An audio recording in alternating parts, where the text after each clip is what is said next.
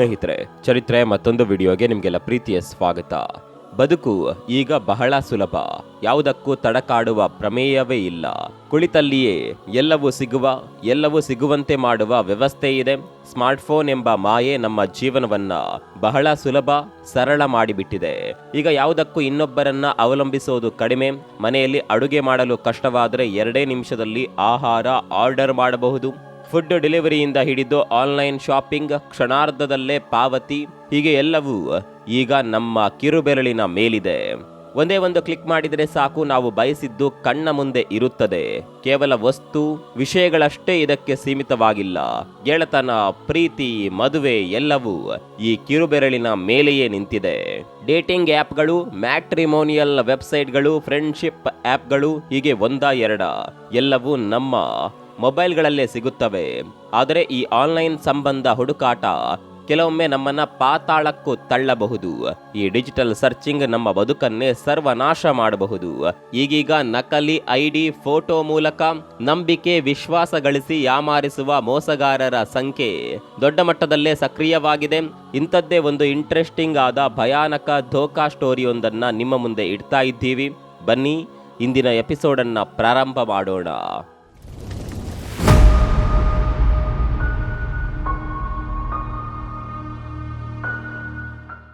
ಅದು 31 ಆಗಸ್ಟ್ 2024 ದಿನ. ಗುಜರಾತ್ನ ಅಹಮದಾಬಾದ್ನ ರೈಲು ನಿಲ್ದಾಣದಲ್ಲಿ ವಂದೇ ಭಾರತ್ ಟ್ರೈನ್ನಲ್ಲಿ ಟ್ರೋಲಿ ಬ್ಯಾಗ್ ಒಂದು ಕಳ್ಳತನವಾಗುತ್ತದೆ. ಈ ಕುರಿತು ಪೊಲೀಸ್ ಠಾಣೆಯಲ್ಲಿ ದೂರು ದಾಖಲಾಗುತ್ತದೆ. ಬ್ಯಾಗ್ ಕಳೆದುಕೊಂಡ ವ್ಯಕ್ತಿ ರೈಲ್ವೆ ಪೊಲೀಸರಿಗೆ ದೂರು ನೀಡಿರುತ್ತಾನೆ. ಬ್ಯಾಗ್ನಲ್ಲಿ ಬೆಲೆ ಬಾಳುವ ಲ್ಯಾಪ್ಟಾಪ್ ಸೇರಿದಂತೆ ಹಲವು ವಸ್ತುಗಳಿರುತ್ತವೆ. ತಮಗೆಲ್ಲ ಗೊತ್ತಿರುವ ಹಾಗೆ ವಂದೇ ಭಾರತ್ ಸದ್ಯ ಭಾರತದಲ್ಲಿ ಬಹಳ ಐಷಾರಾಮಿ, ಪ್ರೀಮಿಯಂ ರೈಲು ಎಂಬ ಖ್ಯಾತಿ ಹೊಂದಿದೆ. ಈ ರೈಲ್ನಲ್ಲಿ ವೈಫೈಯಿಂದ ಹಿಡಿದು CCTVಯವರೆಗೂ ಸಕಲ ಸೌಲಭ್ಯವೂ ಇದೆ. ಹೀಗಾಗಿ ಪೊಲೀಸರು ಆ ರೈಲಿನ CCTV ಫುಟೇಜ್ ಚೆಕ್ ಮಾಡ್ತಾರೆ. ಆ ವೇಳೆ ಅದರಲ್ಲಿ ಒಬ್ಬ ವ್ಯಕ್ತಿ ಬ್ಯಾಗ್ ತೆಗೆದುಕೊಂಡು ಇಳಿಯುತ್ತಿರೋದು ಕಂಡುಬರುತ್ತದೆ. ಪೊಲೀಸರು ಅದನ್ನು ಖಚಿತಪಡಿಸಿಕೊಳ್ಳಲು ರೈಲು ನಿಲ್ದಾಣದ CCTVಗಳನ್ನ ಸಹ ಪರಿಶೀಲನೆ ನಡೆಸ್ತಾರೆ. ಅದರಲ್ಲಿ ಅದೇ ವ್ಯಕ್ತಿ ಸ್ಪಷ್ಟವಾಗಿ ಬ್ಯಾಗ್ ತೆಗೆದುಕೊಂಡು ಹೋಗುತ್ತಿರುವುದು ಕಂಡುಬರುತ್ತದೆ. ಕೂಡಲೇ ಪೊಲೀಸರು ಆತನ ಸೀಟ್ ನಂಬರ್, ಪೂರ್ವಪರದ ಕುರಿತು ಮಾಹಿತಿ ಹೆಕ್ಕಲು ಶುರು ಮಾಡ್ತಾರೆ. ಆಗ ಅವರಿಗೆ ಈ ವ್ಯಕ್ತಿಯ ಹೆಸರು ಹರ್ಷಿತ್ ಚೌಧರಿ ಅನ್ನೋದು ತಿಳಿದು ಬರುತ್ತದೆ. ಯಾವಾಗ ಪೊಲೀಸರಿಗೆ ಆತನ ಹೆಸರು ಪತ್ತೆಯಾಗುತ್ತದೆಯೋ ಆಗ ಅವರು ಮತ್ತಷ್ಟು ಜಾಲಾಡಿ ಆತನ ಫೋನ್ ನಂಬರ್ ಪಡೆಯುವಲ್ಲಿ ಯಶಸ್ವಿಯಾಗ್ತಾರೆ. ಬಳಿಕ ಪೊಲೀಸರು ಆ ನಂಬರ್ಗೆ ಕರೆ ಮಾಡ್ತಾರೆ. ಟ್ರೋಲಿ ಬ್ಯಾಗ್ ಕಳ್ಳತನದ ವಿಚಾರದಲ್ಲಿ ಅಹಮದಾಬಾದ್ ಪೊಲೀಸ್ ವ್ಯವಸ್ಥೆ ಕಡೆಯಿಂದ ಕರೆ ಬಂದಿದೆ ಅಂತ ಆತನಿಗೆ ಹೇಳಲಾಗುತ್ತೆ. ಈ ಧ್ವನಿ ಕೇಳುತ್ತಿದ್ದಂತೆಯೇ ಆತ ಕೊಂಚ ಗಾಬರಿಗೊಂಡು ವಿಚಲಿತನಾಗ್ತಾನೆ. ತಾನು ಪೊಲೀಸರ ಬಲೆಗೆ ಬಿದ್ದಿದ್ದೀನಿ ಅಂತ ಆತನಿಗೆ ಕನ್ಫರ್ಮ್ ಆಗುತ್ತೆ. ಒಂದು ವೇಳೆ ತಾನೇ ಕದ್ದಿರುವ ವಿಚಾರ ಒಪ್ಪಿಕೊಂಡ್ರೆ ಪೊಲೀಸರು ತನ್ನನ್ನು ಹುಡ್ಕೊಂಡು ಬರಬಹುದು ಅಂತ ಅಂದುಕೊಳ್ತಾನೆ. ಹೀಗಾಗಿ ಕೂಡಲೇ ಆತ ತನ್ನ ಮಾತಿನ ವರಸೆ ಬದಲಾಯಿಸ್ತಾನೆ. ಆಕಸ್ಮಿಕವಾಗಿ ತನ್ನ ಬ್ಯಾಗ್ ತರುವ ಬದಲಾಗಿ ತಾನು ಈ ಬ್ಯಾಗ್ ತಂದಿದ್ದಾಗಿ ಸುಳ್ಳು ಹೇಳ್ತಾನೆ. ಖುದ್ದು ತಾನೇ ಈಗ ಬ್ಯಾಗ್ ತರುವವನಿದ್ದೆ ಅಂತ ಮತ್ತೊಂದು ಸುಳ್ಳು ಹೇಳ್ತಾನೆ. ಪೊಲೀಸರು ಸಹ ಆತನ ಮಾತು ನಂಬಿ ಆತನನ್ನ ಬರುವಂತೆ ತಿಳಿಸ್ತಾರೆ. ಅಸಲಿಗೆ ಹರ್ಷಿತ್ ಚೌಧರಿ ಕಳ್ಳತನದ ಉದ್ದೇಶದಿಂದಲೇ ಆ ಟ್ರೋಲಿ ಕದ್ದಿರ್ತಾನೆ. CCTV ಫುಟೇಜ್ನಲ್ಲೂ ಅದು ಸ್ಪಷ್ಟವಾಗಿ ಆತನ ನಡವಳಿಕೆಯಲ್ಲಿ ಕಂಡು ಬಂದಿರುತ್ತದೆ. ಆದರೂ ಆತ ಸತ್ಯದ ತಲೆಯ ಮೇಲೆ ಹೊಡೆಯುವಂತೆ ಸುಳ್ಳಿನ ಕತೆ ಕಟ್ಟಿರ್ತಾನೆ. ಸೆಪ್ಟೆಂಬರ್ 5, 2024 ಹರ್ಷಿತ್ ಚೌಧರಿ ಆ ಬ್ಯಾಗ್ ತೆಗೆದುಕೊಂಡು ಪೊಲೀಸ್ ಠಾಣೆಗೆ ಬರ್ತಾನೆ. ಇಲ್ಲಿವರೆಗೆ ಎಲ್ಲವೂ ಸಾಮಾನ್ಯ ಪ್ರಕರಣದಲ್ಲಿ ನಡೆಯುವಂತೆಯೇ ನಡೆಯುತ್ತಿತ್ತು. ಪೊಲೀಸರು ಸಹ ಹರ್ಷಿತ್ನನ್ನ ಪ್ರಾಥಮಿಕ ತನಿಖೆಗೆ ಒಳಪಡಿಸಿದ್ರು. ಹಲವಾರು ಪ್ರಶ್ನೆಗಳ ಮೂಲಕ ಆತನಿಂದ ಮಾಹಿತಿ ಪಡೆದಿದ್ರು. ಪೊಲೀಸ್ ವಿಚಾರಣೆ ವೇಳೆಯೂ ಆತ ತನ್ನ ಹೆಸರನ್ನ ಹರ್ಷಿತ್ ಚೌಧರಿ ಅಂತಾಲೆ ಹೇಳಿಕೊಂಡಿದ್ದ. ಅದೇ ಹೆಸರಿನಲ್ಲಿಯೇ ಆತ ಟ್ರೈನ್ ಸೀಟ್ ಕೂಡ ಬುಕ್ ಮಾಡಿದ್ದ. ಆತನಿಗೆ ಕಾಕಿ ಪಡೆ ತನ್ನ ಬಗ್ಗೆ ಸಮಗ್ರ ಮಾಹಿತಿ ಕಲೆ ಹಾಕಿರಬಹುದು ಅನ್ನುವ ಅಂದಾಜಿರಲಿಲ್ಲ. ವಿಚಾರಣೆ ವೇಳೆ ಆತ ತಾನೊಬ್ಬ ಸೈನ್ಯದ ಮೇಜರ್ ಅಂತ ಹೇಳಿಕೊಂಡಿದ್ದ. ಸಾಮಾನ್ಯವಾಗಿ ಪೊಲೀಸರು ಕಳ್ಳತನದ ಕೇಸ್ನಲ್ಲಿ ಆರೋಪಿ ತಪ್ಪೊಪ್ಪಿಕೊಂಡ್ರೆ ಆತನಿಗೆ ಸಣ್ಣ ಪುಟ್ಟ ದಂಡ ಹಾಕಿ ಎಚ್ಚರಿಕೆ ಕೊಟ್ಟು ಕಳಿಸ್ತಾರೆ. ಆದರೆ ಹರ್ಷಿತ್ ಚೌಧರಿ ಕೇಸ್ನಲ್ಲಿ ಹಾಗಾಗ್ಲಿಲ್ಲ. ಖುದ್ದು ಆತನೇ ಮಿಸ್ ಆಗಿ ಬ್ಯಾಗ್ ತೆಗೆದುಕೊಂಡು ಹೋಗಿದ್ದಾಗಿ ಹೇಳಿದ್ರು ಪೊಲೀಸರು ನಂಬುವಂತೆ ಇರಲಿಲ್ಲ. ಕಾರಣ ಆತನೇ ಹೇಳುವಂತೆ ಆತ ಆರ್ಮಿಯಲ್ಲಿ ಮೇಜರ್ ಹುದ್ದೆಯಲ್ಲಿದ್ದವ. ಅಷ್ಟಕ್ಕೂ ಇಷ್ಟು ದೊಡ್ಡ ಹುದ್ದೆಯಲ್ಲಿದ್ದವ ಅದು ಹೇಗೆ ಬ್ಯಾಗ್ ಕದ್ಕೊಂಡು ಹೋಗ್ತಾನೆ ಅನ್ನುವ ಪ್ರಶ್ನೆಗಳು ಪೊಲೀಸರಿಗೆ ಕಾಡಲು ಶುರುವಾಗಿದ್ದವು. ಇನ್ನು ದೊಡ್ಡ ಹುದ್ದೆಯಲ್ಲಿದ್ದ ವ್ಯಕ್ತಿ ಹೀಗೆ ಬೇಕಾಬಿಟ್ಟಿಯಾಗಿ ತಿರುಗಾಡಲು ಹೇಗ್ ಸಾಧ್ಯ ಎನ್ನುವ ಪ್ರಶ್ನಾರ್ಥಕ ಚಿಹ್ನೆ ಕೂಡ ಎದ್ದಿತ್ತು. ಇವೆಲ್ಲ ಹರ್ಷಿತ್ ಮೇಲೆ ಸಂಶಯ ಮೂಡುವಂತೆ ಮಾಡಿದ್ದವು. ಹೀಗಾಗಿ ಪೊಲೀಸರು ಆತನ ಬಳಿ ತನ್ನ ಸೈನ್ಯದ ಲೀವ್ ಲೆಟರ್ ತೋರಿಸುವಂತೆ ಕೇಳ್ತಾರೆ. ಆದರೆ ಹರ್ಷಿತ್ ಅಲ್ಲಿ ಮತ್ತೊಂದು ಸುಳ್ಳಿನ ಕಂತೆ ಕಟ್ತಾನೆ. ಅದನ್ನು ಅಲ್ಲಿಯೇ ಮರ್ತು ಬಿಟ್ಟು ಬಂದಿರೋದಾಗಿ ಪೊಲೀಸರಿಗೆ ತಿಳಿಸ್ತಾನೆ. ಇದನ್ನ ಕೇಳುತ್ತಲೇ ಪೊಲೀಸರಿಗೆ ಆತನ ಮೇಲೆ ಮತ್ತಷ್ಟು ಸಂಶಯಗಳು ಮೂಡುತ್ತವೆ.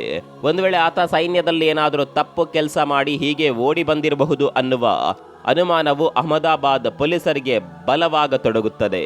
ಖುದ್ದು ಅಹಮದಾಬಾದ್ SP ಬಲರಾಮ್ ಮೀನಾ ಹರ್ಷಿತ್ನನ್ನ ವಿಚಾರಣೆ ಮಾಡಿದ್ರು. ಆ ವೇಳೆಯೂ ಆತ ಲೀವ್ ಲೆಟರ್ ಬಗ್ಗೆ ಅದೇ ಸುಳ್ಳನ್ನ ಹೇಳಿದ. ಜೊತೆಗೆ ಅಹಮದಾಬಾದ್ಗೆ ವಧು ಪರೀಕ್ಷೆಗೆ ಬಂದಿರೋದಾಗಿ ಹೇಳಿದ. ಬಳಿಕ SP ಬಲರಾಮ್ ಮೀನಾ ಆತನಿಗೆ ಸೈನ್ಯದ ಗುರುತಿನ ಚೀಟಿ ತೋರಿಸುವಂತೆ ಕೇಳಿಕೊಂಡ್ರು. ಯಾವಾಗ ವಿಚಾರಣಾಧಿಕಾರಿ ಇದನ್ನ ಕೇಳಿದ್ರೋ ಆಗ ಹರ್ಷಿತ್ ತಡ ಮಾಡದೆ ಲಘು ಬಗೆಯಿಂದ ತನ್ನ ಬಳಿ ಇದ್ದ ಆರ್ಮಿ ಐಡೆಂಟಿಟಿ ಕಾರ್ಡ್ ಅನ್ನ ತೋರಿಸಿದ. ಅಸಲಿಗೆ ಆತ ಫೇಕ್ ಐಡಿಯನ್ನ ಮೊದಲೇ ರೆಡಿ ಮಾಡಿಕೊಂಡು ತಿರುಗಾಡ್ತಾ ಇದ್ದ. ಈ ಐಡಿ ಪ್ರೂಫ್ ತೋರಿಸುತ್ತಿದ್ದಂತೆ ಬಲರಾಮ್ ಮೀನಾ ಅದರ ಸಂಪೂರ್ಣ ಮಾಹಿತಿ ಪಡೆದುಕೊಂಡ್ರು. ಈ ವಿಚಾರಣೆ ಬಳಿಕ ತಾನು ಸೇಫ್ ಅಂತಾಲೆ ಹರ್ಷಿತ್ ಭಾವಿಸಿದ್ದ. ಆದ್ರೆ ಹಾಗಾಗಿರ್ಲಿಲ್ಲ. SP ಬಲರಾಮ್ ಮೀನಾ ಇಷ್ಟಕ್ಕೆ ಸುಮ್ಮನಾಗ್ಲಿಲ್ಲ. ಕೂಡಲೇ ಆ ಐಡಿಯಲ್ಲಿದ್ದ ಕಚೇರಿಯ ಸ್ಥಳಕ್ಕೆ ಕರೆ ಮಾಡಿ ಡಾಕ್ಯುಮೆಂಟ್ ವೆರಿಫಿಕೇಶನ್ ಮಾಡಿಸಿದ್ರು. ಅಲ್ಲಿ ತಿಳಿದ ಸತ್ಯವೆಂದರೆ ಅಸಲಿಗೆ ಹರ್ಷಿತ್ ಚೌಧರಿ ಹೆಸರಿನ ಯಾವುದೇ ವ್ಯಕ್ತಿ ಆ ಯೂನಿಟ್ ನಲ್ಲಿ ಸೇವೆಯಲ್ಲಿ ಇರಲೇ ಇಲ್ಲ. ಆತ ತೋರಿಸಿದ್ದ ಯಾವುದೇ ದಾಖಲೆ ಅಸಲಿಯಾಗಿರ್ಲಿಲ್ಲ, ಎಲ್ಲವೂ ನಕಲಿಯಾಗಿದ್ದವು. ಸ್ನೇಹಿತರೆ, ಈ ಕೇಸ್ನ ಮತ್ತೊಂದು ಬೆಚ್ಚಿ ಬೀಳಿಸುವ ಅಂಶವೆಂದರೆ ಹೀಗೆ ಸಿಕ್ಕಿಬಿದ್ದಿದ್ದ ನಕಲಿ ಮೇಜರ್ ಕೇವಲ ಸೈನ್ಯದ ID ಕಾರ್ಡ್ನಷ್ಟೇ ನಕಲು ಮಾಡಿರಲಿಲ್ಲ, ಬದಲಾಗಿ ಸಂಪೂರ್ಣ ವೇಷವನ್ನೇ ಬದಲಿಸಿಕೊಂಡಿದ್ದ.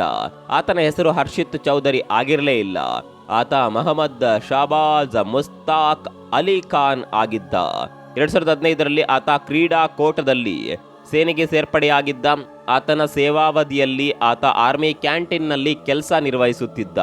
ಸಿಲಿಗುರಿ ಹಾಗೂ ಜಮ್ಮು ಕಾಶ್ಮೀರದಲ್ಲಿ ಸೇವೆ ಸಲ್ಲಿಸಿ ಬಂದಿದ್ದ. ಆದರೆ 2024ರಲ್ಲಿ ಆತನ ದುರ್ವರ್ತನೆ, ಅಶಿಸ್ತಿನ ನಡವಳಿಕೆ ಹಾಗೂ ಫಿಟ್ನೆಸ್ ಪಾಲಿಸದ ಕಾರಣಕ್ಕಾಗಿ ಆತನನ್ನ ಸೇನೆಯಿಂದ ಕಿಕ್ಔಟ್ ಮಾಡಲಾಗಿತ್ತು. ಪೊಲೀಸರು ಆತನ ಪೂರ್ವಾಪರ ಜಾಲಾಡುತ್ತಿದ್ದಂತೆ ಈತ ಉತ್ತರ ಪ್ರದೇಶದ ಅಲಿಗಢ್ನ ಮೌಲಾನಾ ಆಜಾದ್ ನಗರದ ನಿವಾಸಿ ಅನ್ನೋದು ತಿಳಿದು ಬರುತ್ತೆ. ವಿಚಿತ್ರ ಅಂದ್ರೆ ಶಹಬಾಜ್ ತಂದೆ ಖುದ್ದು ಸೇನೆಯಲ್ಲಿ ಸೇವೆ ಸಲ್ಲಿಸಿ ನಿವೃತ್ತರಾಗಿದ್ದರು. ಶಹಬಾಜ್ ಕುಟುಂಬದಲ್ಲಿ ಆತನಿಗೆ ಇಬ್ಬರು ಸಹೋದರರು ಸಹ ಇದ್ದರು. ಮೊದಲ ಸಹೋದರ ಭಾರತೀಯ ವಾಯುಪಡೆಯಲ್ಲಿ ಸೇವೆಯಲ್ಲಿದ್ದರೆ ಕಿರಿಯ ಸಹೋದರ ವಿದ್ಯಾಭ್ಯಾಸ ಮಾಡ್ತಾ ಇದ್ರು. ಮತ್ತೊಂದು ಸಂಗತಿ ಅಂದ್ರೆ 2016ರಲ್ಲಿ ಆತನಿಗೆ ಮದ್ವೆ ಕೂಡ ಆಗಿ ಇಬ್ಬರು ಪುಟ್ಟ ಮಕ್ಕಳಿದ್ದರು. ಈ ವಿಷಯಗಳೆಲ್ಲ ಹೊರಬರುತ್ತಿದ್ದಂತೆ ಅಹಮದಾಬಾದ್ ಪೊಲೀಸರು ಆತನನ್ನ ಮತ್ತಷ್ಟು ತೀವ್ರ ವಿಚಾರಣೆಗೆ ಒಳಪಡಿಸಿದ್ರು. ಈ ವೇಳೆ ಆತನಿಂದ ಒಂದೊಂದೇ ಬೆಚ್ಚಿ ಬೀಳಿಸುವ ಅಂಶಗಳು ಬಯಲಾಗತೊಡಗಿದವು. ಆರ್ಮಿಯ ಫೇಕ್ ID ಕಾರ್ಡ್ ಅನ್ನ ಆತ ರಾಜಸ್ಥಾನದ ಭರತ್ಪುರ್ನ ಹರ್ಷಿತ್ ಎನ್ನುವ ವ್ಯಕ್ತಿಯ ಆಧಾರ್ ಕಾರ್ಡ್ನಿಂದ ರೆಡಿ ಮಾಡಿಸಿಕೊಂಡಿದ್ದ. ತನಗೆ ದಾರಿಯಲ್ಲಿ ಸಿಕ್ಕಿದ್ದ ಆ ಆಧಾರ್ ಕಾರ್ಡ್ನಿಂದ ನಕಲಿ ಆಧಾರ್ ಪತ್ರ ರೆಡಿ ಮಾಡಿಸಿಕೊಂಡಿದ್ದಾಗಿ ಹೇಳಿದ್ದ. ಸರ್ನೇಮ್ ಜಾಗದಲ್ಲಿ ಚೌಧರಿ ಎನ್ನುವ ಹೆಸರನ್ನ ಸೇರಿಸಿ ಹೊಸ ಕಾರ್ಡ್ ರೆಡಿ ಮಾಡಿಕೊಂಡಿದ್ದ. ಇದಷ್ಟೇ ಅಲ್ಲದೆ ಇದರ ಮೂಲಕವೇ ಅದೇ ಹೆಸರಿನಲ್ಲಿ PAN card, army ID card ಅನ್ನ ಕೂಡ ರೆಡಿ ಮಾಡಿಕೊಂಡಿದ್ದ. ಆಶ್ಚರ್ಯಕರ ಸಂಗತಿ ಅಂದ್ರೆ ಶಹಬಾಜ್ ಇದೇ ಹೆಸರಿನಲ್ಲಿ ಬ್ಯಾಂಕ್ ಖಾತೆ ಕೂಡ ಓಪನ್ ಮಾಡಿದ್ದ. ಎಲ್ಲೆಲ್ಲಿ ಬೇಕೋ ಅಲ್ಲಲ್ಲಿ ಇದೇ ಫೇಕ್ ಆಧಾರ್ ಕಾರ್ಡ್ ಅನ್ನ ಮನಸ್ಸೋ ಇಚ್ಛೆ ಬಳಸಿದ್ದ. ಪೊಲೀಸರು ಆತನ ವಿಚಾರಣೆ ವೇಳೆ ಆತನ ಮೊಬೈಲ್ ಫೋನ್ ಕೂಡ ವಶಕ್ಕೆ ಪಡೆದಿದ್ರು. ಅದರಲ್ಲೂ ಒಂದಷ್ಟು ಮಾಹಿತಿ ಸಿಗಬಹುದು ಅಂತ ಅಂದುಕೊಂಡಿದ್ದರು. ಆದರೆ ಪೊಲೀಸರೇ ಬೆಚ್ಚಿ ಬೀಳಿಸುವಂತಹ ಖತರ್ನಾಕ್ ವಿಷಯಗಳು ಈ ಮೊಬೈಲ್ ಮೂಲಕ ರಿವೀಲ್ ಆದವು. ಸಾಮಾನ್ಯವಾಗಿ ಪ್ರತಿಯೊಬ್ಬರ ಮೊಬೈಲ್ನಲ್ಲಿ ಸ್ಕ್ರೀನ್ ಟೈಮಿಂಗ್ನಲ್ಲಿ ನಾವು ಹೆಚ್ಚು ಬಳಸುವ ಆ್ಯಪ್ಗಳು, ವೆಬ್ಸೈಟ್ಗಳು ಕಾಣಿಸಿಕೊಳ್ಳುತ್ತವೆ. ಫೇಸ್ಬುಕ್, ವಾಟ್ಸಾಪ್ ಅಥವಾ ಇನ್ಸ್ಟಾದಂತಹ ಸೋಷಿಯಲ್ ಮೀಡಿಯಾ ಆ್ಯಪ್ಗಳೇ ಸಾಮಾನ್ಯವಾಗಿ ನಿಮ್ಮ ಮೊಬೈಲ್ಗಳ ಸ್ಕ್ರೀನ್ ಟೈಮ್ನಲ್ಲಿ ಜಾಸ್ತಿ ಇರುತ್ತವೆ. ಆದರೆ ಶಹಬಾಜ್ನ ಮೊಬೈಲ್ ಸ್ಕ್ರೀನ್ ಟೈಮ್ನಲ್ಲಿ ಕೇವಲ ಮ್ಯಾಟ್ರಿಮೋನಿಯಲ್ ವೆಬ್ಸೈಟ್ಸ್ ಹಾಗೂ ಶಾದಿ.com ನಂತಹ ಆ್ಯಪ್ಗಳೇ ತುಂಬಿದ್ದವು. ಆತ ಶಾದಿ.comನಲ್ಲಿ ಮೇಜರ್ ಹರ್ಷಿತ್ ಚೌಧರಿ ಹೆಸರಿನಲ್ಲಿ ಫೇಕ್ ID ಕ್ರಿಯೇಟ್ ಮಾಡಿದ್ದ. ಆತ ತನ್ನ ಪ್ರೊಫೈಲ್ ಅನ್ನ ಅದೆಷ್ಟು ಆಕರ್ಷಣೀಯವಾಗಿ ಮಾಡಿಕೊಂಡಿದ್ದ ಅಂದ್ರೆ ಸರಿಸುಮಾರು 128 ಯುವತಿಯರು ಆತನ ಪ್ರೊಫೈಲ್ನೊಂದಿಗೆ ಸಂಪರ್ಕದಲ್ಲಿದ್ದರು. ಶಾದಿ.com ವಿಶೇಷ ಅಂದ್ರೆ ಅಲ್ಲಿ ಸುಖಾಸುಮ್ಮನೆ ಪ್ರೊಫೈಲ್ ಕ್ರಿಯೇಟ್ ಮಾಡಿಕೊಂಡ ತಕ್ಷಣ ಚಾಟಿಂಗ್ ಶುರುವಾಗೋದಿಲ್ಲ. ಬದಲಾಗಿ ಪ್ರೊಫೈಲ್ಗಳು ಪರಸ್ಪರ ಹೊಂದಾಣಿಕೆಯಾಗಬೇಕು. ಆಗ ಮಾತ್ರ ನೀವು ಆನ್ಲೈನ್ ಸಂಪರ್ಕ ಸೇರಿದಂತೆ ಬಾಕಿ ಸಂಪರ್ಕಗಳು ಸಿಗಲು ಸಾಧ್ಯವಿದೆ. ಇಲ್ಲದೆ ಹೋದರೆ ಅಲ್ಲಿ ಸಂಪರ್ಕಗಳು ಬಹುಬೇಗನೆ ಸಿಗೋದಿಲ್ಲ. ಆದರೆ ಚಾಲಾಕಿ ಶಾಬಾಜ್ ಬಹಳ ಮುತುವರ್ಜಿಯಿಂದಲೇ ತನ್ನ ಶಾದಿ.com ಪ್ರೊಫೈಲ್ ರೆಡಿ ಮಾಡಿಕೊಂಡಿದ್ದ. ಹೀಗಾಗಿ 128 ಯುವತಿಯರ ಪ್ರೊಫೈಲ್ಗಳು ಶಾಬಾಜ್ನೊಂದಿಗೆ ಮ್ಯಾಚ್ ಆಗಿ ಸಂಪರ್ಕಕ್ಕೆ ಸಿಕ್ಕಿದ್ದವು. ಅದರಲ್ಲಿ ಸುಮಾರು 40 ಯುವತಿಯರೊಂದಿಗೆ ಆತ ಮೊಬೈಲ್ ಮೂಲಕ ಸಂಪರ್ಕದಲ್ಲಿದ್ದ. ನಿತ್ಯವೂ ಕರೆ ಮಾಡಿ ಮಾತನಾಡುವುದು, ಮೆಸೇಜ್ ವಿನಿಮಯ ಮಾಡಿಕೊಳ್ಳುವುದು ಮಾಡ್ತಾ ಇದ್ದ. ಆ ಮೂಲಕ ಯುವತಿಯರಿಗೆ ಮದುವೆಯ ಕುರಿತಾಗಿ ಇಲ್ಲ ಸಲ್ಲದ ಆಸೆಗಳನ್ನು ಹುಟ್ಟಿಸುತ್ತಿದ್ದ. ಮತ್ತೊಂದು ಆತಂಕಕಾರಿ ವಿಷಯ ಅಂದರೆ, ಹೀಗೆ ಸಂಪರ್ಕಕ್ಕೆ ಸಿಕ್ಕ 40 ಜನರಲ್ಲಿ ಸುಮಾರು 15ರಿಂದ 20 ಹುಡುಗಿಯರು ಆತನ ಜೊತೆ ಆಗಲೇ ದೈಹಿಕ ಸಂಬಂಧ ಕೂಡ ಬೆಳೆಸಿದ್ದರು. ಶಾಬಾಜ್ ತನ್ನ ನಕಲಿ ಐಡಿ ಮೂಲಕ ಮುಂಬೈ, ಸಿಲಿಗುರಿ, ದೆಹಲಿ ಸೇರಿದಂತೆ ದೇಶದ ವಿವಿಧ ನಗರಗಳ ಯುವತಿಯರನ್ನ ತನ್ನ ಬಲೆಗೆ ಬೀಳಿಸಿಕೊಳ್ಳುತ್ತಿದ್ದ. ನಯವಾದ ಮಾತು, ಚಾಲಾಕಿ ವರ್ತನೆಯಿಂದ ಯುವತಿಯರನ್ನ ಬಹುಬೇಗನೆ ಮರಳು ಮಾಡುವ ಕಲೆ ಆತನಿಗೆ ಸಿದ್ಧಿಸಿತ್ತು. ಹೀಗಾಗಿ ತನ್ನ ಸಂಪರ್ಕಕ್ಕೆ ಬರುವ ಯಾವ ಯುವತಿಯನ್ನ ಸಹ ಆತ ಇಂಪ್ರೆಸ್ ಮಾಡದೆ ಬಿಡ್ತಾ ಇರಲಿಲ್ಲ. ಸ್ನೇಹಿತರೆ, ಮೊದಲೇ ಹೇಳಿದ ಹಾಗೆ ಶಾಬಾಜ್ ಸೇನೆಯಿಂದ ವಜಾಗೊಂಡ ಬಳಿಕ ನಿರುದ್ಯೋಗಿಯಾಗಿದ್ದ. ಎಲ್ಲಿಯೂ ಆತ ಕೆಲಸ ಮಾಡುತ್ತಿರಲಿಲ್ಲ. ಆತನಿಗೆ ಶಾದಿ.com ವೇದಿಕೆಯೇ ಒಂದು ರೀತಿಯಲ್ಲಿ ಹಣ ಗಳಿಸುವ ಮೂಲವಾಗಿತ್ತು. ಆತ ಪ್ರತಿ ಬಾರಿಯೂ ಉದ್ಯೋಗಸ್ಥ ಯುವತಿಯರನ್ನೇ ಟಾರ್ಗೆಟ್ ಮಾಡಿಕೊಳ್ಳುತ್ತಿದ್ದ. ಮೊದಲು ತನ್ನ ನಯ ವಿನಯದಿಂದ ಅವರ ಮನಸ್ಸು ಗೆಲ್ಲಲು ಪ್ರಯತ್ನಿಸುತ್ತಿದ್ದ. ಬಳಿಕ ನಿಧಾನವಾಗಿ ಭಾವನಾತ್ಮಕವಾಗಿ ತನ್ನ ಬಲೆಗೆ ಬೀಳುವಂತೆ ಮಾಡುತ್ತಿದ್ದ. ಯುವತಿಯರು ಸಹ ಅಷ್ಟೇ. ಆತನ ನಡವಳಿಕೆ, ಆತ ಆರ್ಮಿಯಲ್ಲಿದ್ದಾನೆನ್ನುವ ನಂಬಿಕೆ ಹಾಗೂ ಹಿಂದೂ ಹೆಸರಿನಿಂದಾಗಿ ಬಹು ಬೇಗನೆ ಆತನ ಕೆಡ್ಡಾಗೆ ಬೀಳುತ್ತಿದ್ರು. ಒಂದೊಮ್ಮೆ ಯುವತಿ ಆತನ ಪಾಶಕ್ಕೆ ಬಿದ್ದಿದ್ದಾಳೆ ಅನ್ನೋದು ಗೊತ್ತಾಗುತ್ತಿದ್ದಂತೆಯೇ ಶಾಬಾಜ್ ಅವಳಿಂದ ಹಣ ಪಡೆಯುವ ಕೆಲಸ ಮಾಡ್ತಾ ಇದ್ದ. ಯುವತಿಯರನ್ನ ಭಾವನಾತ್ಮಕವಾಗಿ ಮರಳು ಮಾಡಿ ಹಣ ಲಪಟಾಯಿಸುವಲ್ಲಿ ಯಶಸ್ವಿಯಾಗ್ತಾ ಇದ್ದ. ತನ್ನ ನಕಲಿ ಹೆಸರಿನ ಬ್ಯಾಂಕ್ ಖಾತೆಯನ್ನ ಇದಕ್ಕಾಗಿಯೇ ಉಪಯೋಗಿಸುತ್ತಿದ್ದ. ಪೊಲೀಸರು ಶಾಬಾಜ್ನ ಬ್ಯಾಂಕ್ ಖಾತೆ ಪರಿಶೀಲನೆ ನಡೆಸಿದಾಗ ಅಲ್ಲಿದ್ದ ವಹಿವಾಟಿನ ಮೊತ್ತ ಖುದ್ದು ಪೊಲೀಸರನ್ನೇ ದಂಗುಬಡಿಸಿತ್ತು.